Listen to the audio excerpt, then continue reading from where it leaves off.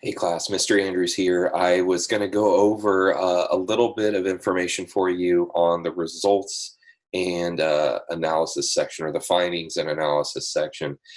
Today I want to give you just one such example.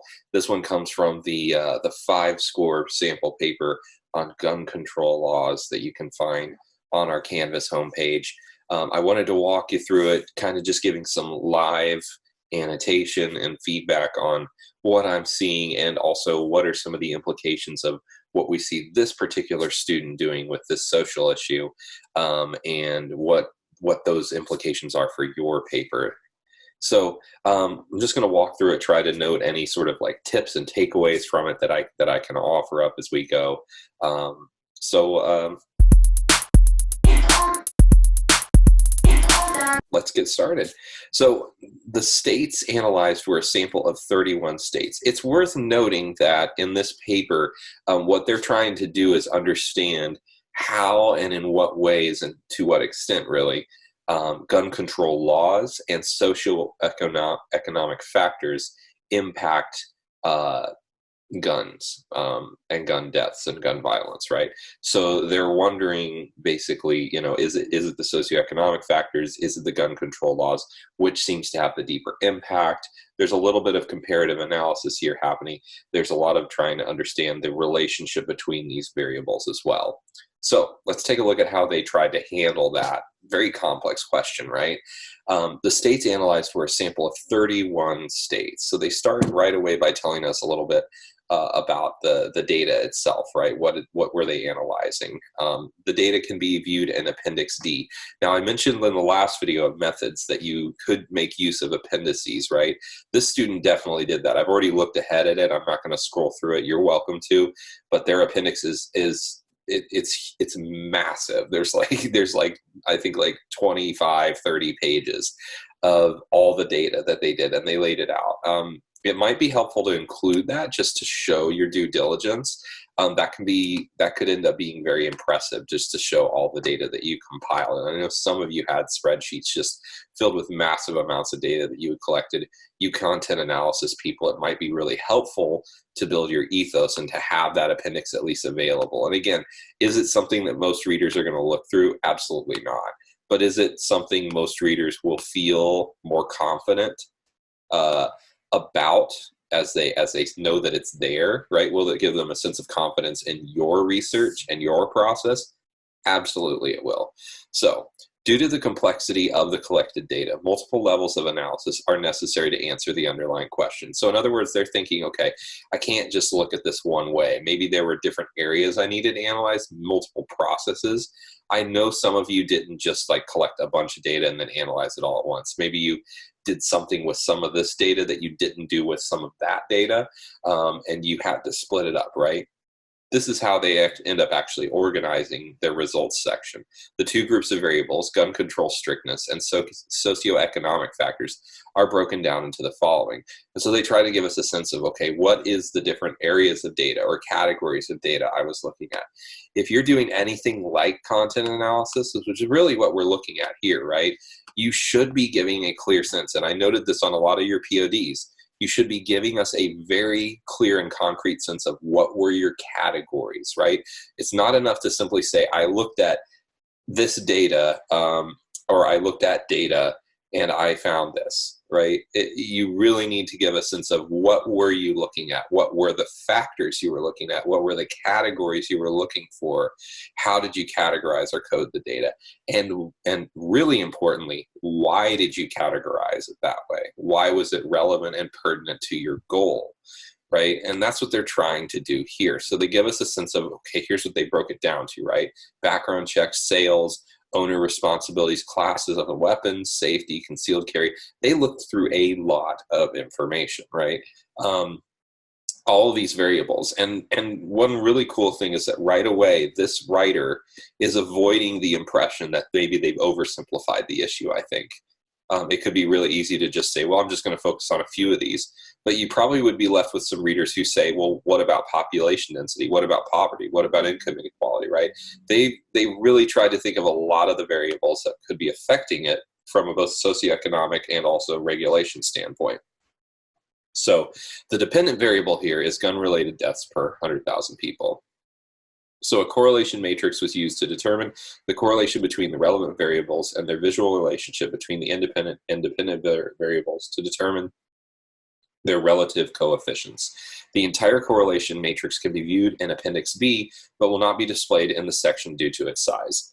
Now, you will see that they'll include a couple graphs in this section. This doesn't mean that every data point, every plot point, every graph that you create can't be included in the findings section. In fact, it could be helpful in some ways when you have like a graph that really covers some sort of index of information or has a lot of information that's kind of been boiled down to a simpler visual. That could actually be really helpful as you use, and you'll see that in here. The correlation coefficient R varies between the range of -1 to 1. The closer it is to either, the stronger the correlation is. However, the correlation coefficient is not the slope of the theoretical relationship between two variables. Rather, it is a representation of the consistency and predictability of the relationship. For instance, the correlation coefficient between SYG and deaths is R equals -0.593. This correlation has two implications. A negative correlation means stricter, more prohibitive stand your ground laws theoretically leads to lower firearm-related deaths less consistently as compared to stricter background checks. So one thing worth noting here is that while they're trying to explain sort of the math behind the findings, right, they are also immediately telling the reader, who's probably a layman and not a statistical genius, right, what this really means, right, what this statistical or mathematical figure represents. And I think that's really important to do right away, to not get so caught up in describing the process that you forget to mention what it really signifies. So let's get into those areas. You can see that the way that they organized it, and as always with all of these sections, you really are the master of your domain. You get to choose how to organize this section. And how you organize it really should be tied to your topic. It should really be tied to your purpose, right? With this student, they were looking at the factors of gun control and socioeconomic variables. Those are two levels, two layers of analysis that they're going to be connecting to the issue of gun-related deaths. And as a result, they're going to have two different sections of findings, right? One that focuses on gun control and another that focuses on those socioeconomic variables. You know, maybe it's going to look different for you. Maybe you're going to have different areas of analysis, right?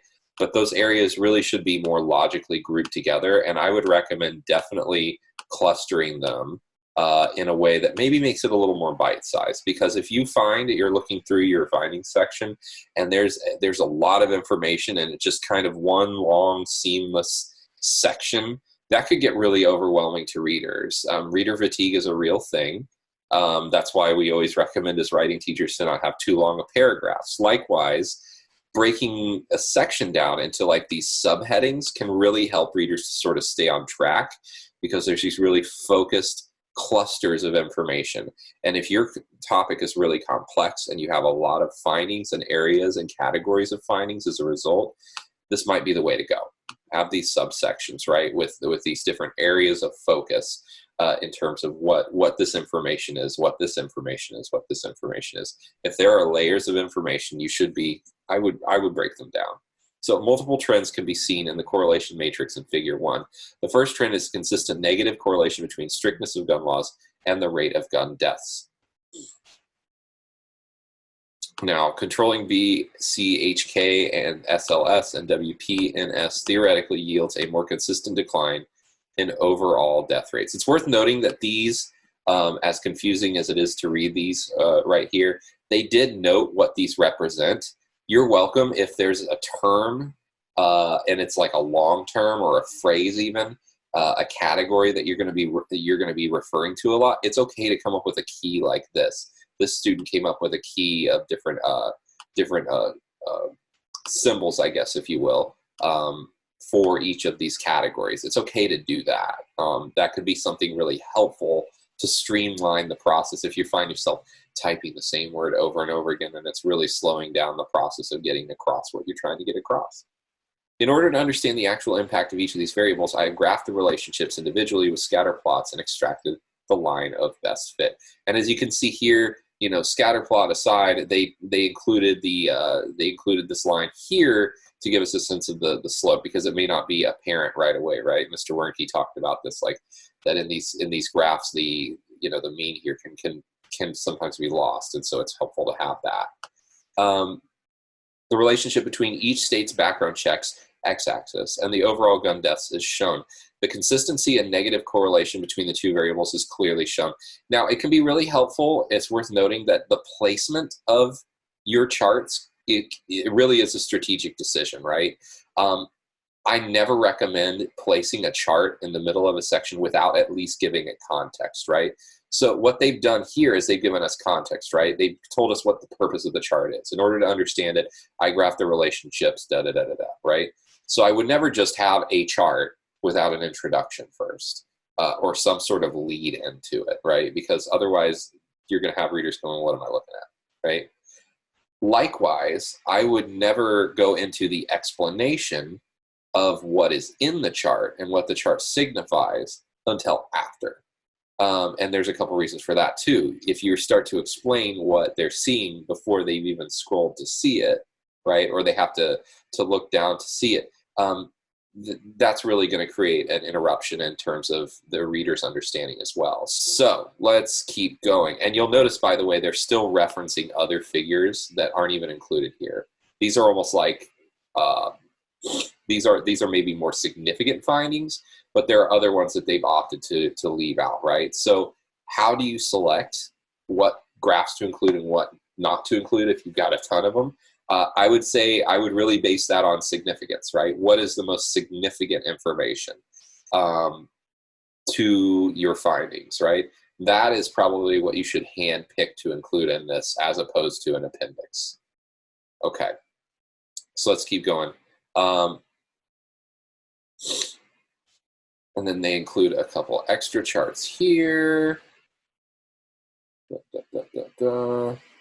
Although it looks like they didn't really save any of this for the appendix, right? Okay. So a lot of different variables. These are all those factors that have to do with gun control laws, right? Each of these figures above illustrate the aggregate elasticity between the score of each gun control variable and gun-related deaths per 100,000 people. Ignoring the correlation coefficients, the most elastic variables are stand your ground, transfers, and concealed carry.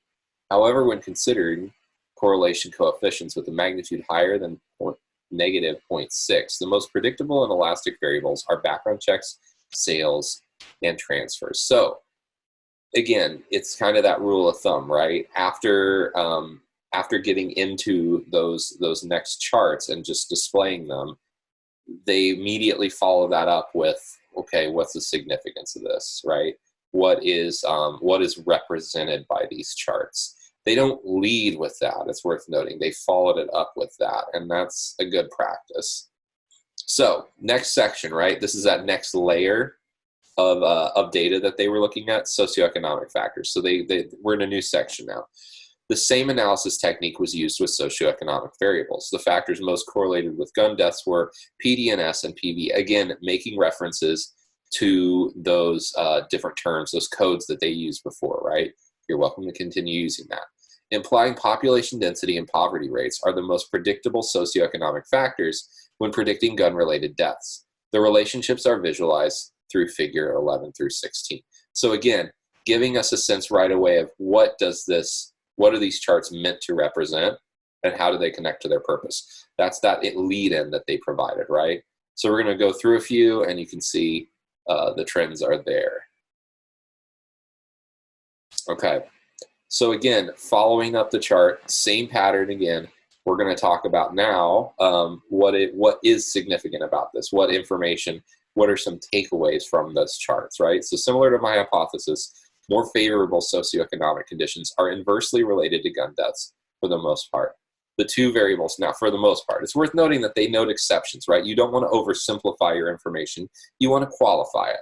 You want to make sure that the limitations are noted in your analysis. The last thing you want to do is oversell the argument, right? Because any smart reader is probably going to notice that you're overstating your position. So we're not snake oil salesmen, guys. We're researchers, which means we own up to the limits of our arguments. We don't try to overcommit to stating something that we know isn't true, or over-exaggerating the significance of our results, right? So that's why they know, for the most part. The two variables that contradict my hypothesis, i.e. in PD and S, which I could look up, contrary to my hypothesis, higher levels of income inequality in more densely populated states tend to have lower levels of gun-related deaths. Okay. When analyzing and comparing elasticities, the units of measurement for each variable must be taken into account because a slope of M for UR has a different meaning than the same slope for MH and LE. Therefore, only the variable with the same units of measurement can be compared to each other, UR and PV. Unemployment has an elasticity of 127.21, implying that a 1% rise in unemployment correlates to an increase of 127.21 deaths per 100,000 people, whereas a 1% rise in theoretically correlates to, I'm not sure what's going on here in theoretically. It almost sounds like a typo, doesn't it? Correlates to an increase of 78.857 deaths per 100,000 people. This is really interesting, though. This one here. The 1% rise in unemployment that correlates to an increase of 127.21 deaths. So really significant, right? A significant correlation here that unemployment has a relationship with gun-related deaths, right? These variables have lower correlation compared to gun control variables, implying that the strictness of a state's gun control laws is a better predictor of that state's level of gun-related deaths compared to its socioeconomic conditions. So it's worth noting that they were able to deduce by looking at these different layers that the gun control laws had a greater impact in terms of correlating to gun-related deaths than the socioeconomic factors. There was a correlation with socioeconomic factors, but it wasn't as great, right? So they're immediately pulling out what is the big takeaway here. And it's worth noting that they used some stylistic signifiers, right? This is something you could do as well. If you have a point in the paper where something really, really crucial comes out, the use of italics, the use of bold, like this one, that could be a really great thing to do. So key takeaways, it's okay to, with all of this information, to use some of those like stylistic choices that you have at your disposal to point something really important out to the reader. That's okay to do. So now they're going to follow that up with discussion and analysis. Now, it's worth noting that there are a couple ways you could have organized this, right? They could have organized this where they went through and gave us the data on gun control, and then they got into the discussion and analysis of it. And likewise, and then they could have done the same thing with socioeconomic factors, right? They didn't have to do all the findings at once and then all the analysis at once. So there are multiple ways they could have done this as well. Maybe they had a purpose in that. So let's kind of read and see, why they maybe did that. So the original purpose of this research was to compare the relationship between the strictness of gun control laws and the level of gun-related deaths with that of socioeconomic factors and the level of gun violence on the state level, and develop policy proposals based on those results. So again, they're giving us a reminder here as they get into the analysis. What was the goal here? What was I trying to understand? That could be a really important thing to do as you get into your analysis, is reminding or tying back to the goal itself. So what are we trying to do with this data, right? That's a great starting point right before you get into the discussion, because it really sets you in the direction and the trajectory that you're trying to go. The other thing that you'll notice right away is now I'm getting a sense of why they chose to do their analysis after all the findings that we mentioned, right? And it's because their analysis really is going to come down to comparing these two areas, these two layers, right?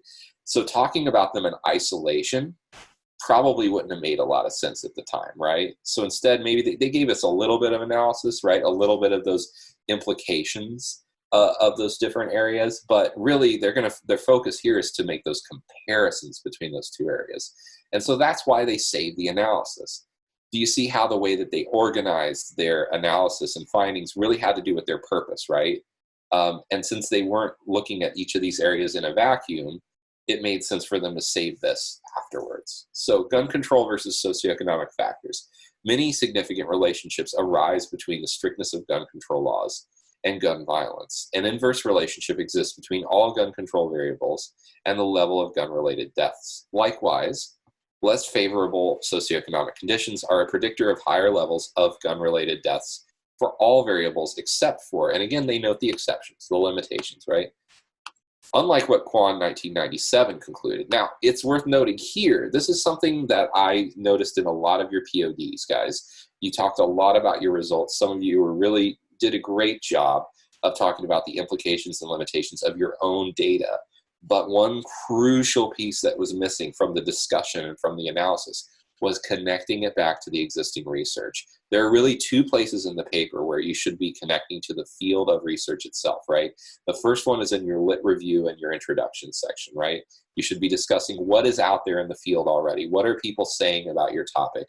What are the points of view that exist already, the theories, et cetera, et cetera.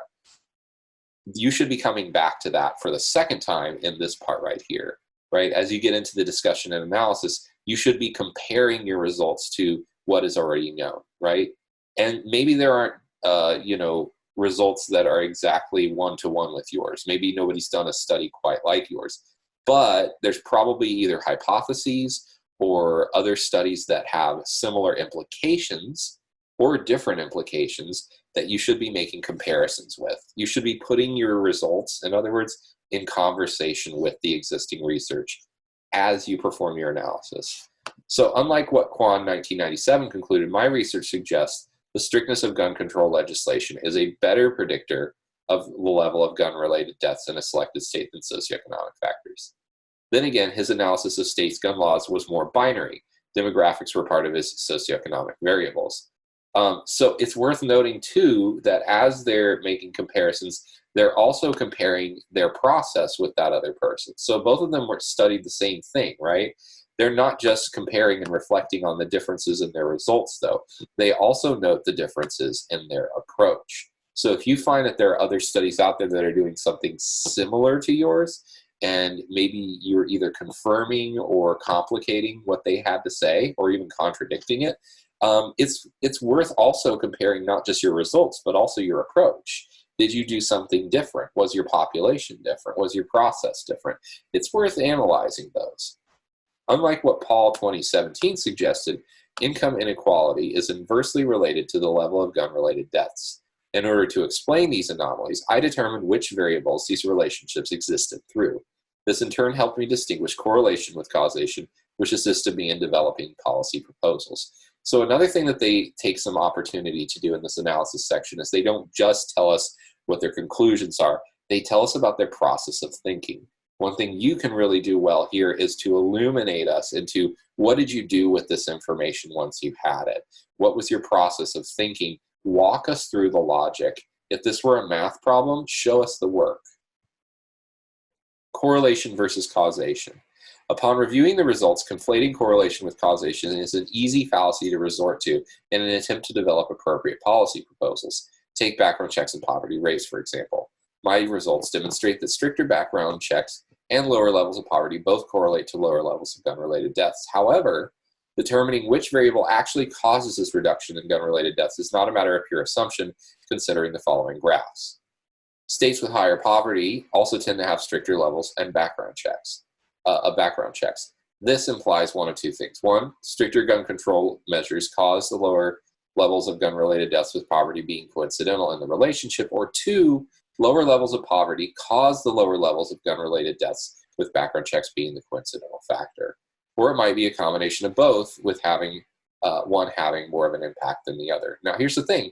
What they're noting here is that these are some of the limitations of what they can know with correlation, right? But it doesn't mean that you can't spell out some theories. You just simply cannot speak with certainty about causation, right, when you have a correlation. However, you can speak to the possibilities, and that's what this student does here, is they analyze, here's what's within the realm of possibility based on these two correlations I noted, right? These are the possibilities here. Is it a combination, maybe, of both factors causing it? Is maybe one causing it and the other's coincidental, and vice versa? right? So they go through the possibilities. It's okay to explore the possibilities, even though that you can note, for most of us, we probably noted correlation in our results. We can't talk of causation, right? We could, however, talk about the possibilities because it may have narrowed the field of possibilities there if there aren't other variables we didn't consider that were crucial. So to solve this dilemma, I used a process of elimination to rule out variables that for sure are not causations: classes of weapon, income inequality, population density, transfers, and law enforcement spending per capita. As stated before, regulating classes of weapons will not make much of a difference since a majority of gun-related deaths occur with handguns through suicide. Higher levels of income inequality or population density, cannot be direct causations of lower gun violence. Law enforcement has too low correlation coefficients to be considered significant factors. This leaves background checks, sales, gun owner responsibility, safety, concealed open carry, transfers, unemployment, poverty, and mental health ranking as the remaining variables. After determining the relationships the anomaly variables have with the variables above, the significant relationships I derived suggests that states with higher levels of income inequality and denser populations tend to have stricter gun control laws and better mental health rankings. No significant noticeable relationships exist between the anomaly variables and other socioeconomic variables. I also found that states with stricter gun control laws tend to have better mental health rankings. These relationships, or lack thereof, imply gun control laws being the variables which explain the behavior of the anomaly variables. In other words, stricter gun control laws and better mental health rankings actually cause the decline in gun-related deaths more than unemployment or poverty. This is verified by the relationship between strict gun control laws and better mental health rankings. Okay, so again, jumping into some conclusions, right? They kind of lay out their math, right? They give us a sense of their logic, going through the different variables. How did they sift them out? How did they weigh them out? How did they determine which ones were more crucial or important than others? And then we get into limitations, right? Despite having a holistic approach to quantifying the strictness of state-level gun control measures, assigning a score to each subcategory required subjective judgment. There came a point where not everything was objective. Likewise, two states that received the same score for a given variable may have not received the same score for the same reason. Thus, the inability to distinguish those reasons might limit the impact of potential policy proposals. Adding on to the limitation of my evaluation criteria is the lack of context behind gun statistics. Identifying the circumstances behind each and every individual gun-related deaths poses numerous problems, but assuming it is possible, more variables would be added and more effective policies could be proposed. For example, if some gun-related homicide are caused by mentally disturbed individuals versus others committed by individuals who are the products of unfortunate economic circumstances, along with the kinds of weapons used, then I can analyze many more relationships. It is also worth mentioning that my results are based off of the assumption that individuals reside in their states their entire lives. This poses a problem because an individual responsible for a gun-related death may have grown up in another state which under or overestimates the impact certain quality states might have on the level of gun-related deaths. Now, this sounds like a real laundry list, right? Because they're kind of just like heaping piles of dirt onto their own findings here, right? They're just one limitation after another, and you might be thinking to yourself, like, boy, you're really kind of burying the significance here. But at the same time, they're doing what a really good researcher does, right? They're trying to think through what are all the possible objections that somebody really could offer to this. What are all of the questions that a reader could have about how I have potentially oversimplified, right? So if you're looking at limitations, you really should be thinking, what are all the what ifs that a reader could be asking, right? What are all the but what abouts that they could ask, right? But what about this? Did you consider this? Is it possible this? You should really be looking at that. And it's worth noting that this is not a weakness but a strength to have this many limitations and to have considered with thoroughness, right? What are all the possibilities outside of what was measured and looked at that really, really could be examined in future research? Because limitations, again, aren't meant to bury the significance of what you find, but rather to really instigate the possibilities of future research, right? And I think that's ultimately what this is going to come to. Another limitation of this research is conflicting data of overall gun-related deaths between different sources. To account for this, I looked at numbers from different years to determine the most accurate data. If that did not work, I averaged the data. However, this would not have skewed the data by too much, as it occurred with just a few states and the numbers were not too far apart. It's worth noting that in your limitations section, you can also talk about potential limitations that were either mitigated or minimized. So that's exactly what happens here. So they go on to a third and a fourth major limitation, but I'm actually going to stop there. Next class, next time on Tuesday, we will be doing a peer review, and I know that we're not meeting in person, so what I would do is I would start reaching out now, have somebody in mind, have a plan. It could be somebody from our class, or it could be someone from another AP research class. And simply put, you're going to be exchanging sections 1 and 2, just 1 and 2. I'm going to have a list of some items that I really want you to look at and evaluate, okay? I really want you to take the time to read a peer's paper, because I think that's going to help you out. I know that sometimes it's really tempting to just focus on ours, but there's a lot we can learn about even our own writing by looking at someone else's. And honestly, your peer review partner is going to appreciate having a fresh set of eyes to look over their work, okay? So that said, we're going to do that next time, and I'll just have a brief instructional on it, but it's not going to be a long, involved video like this. Guys, you take care.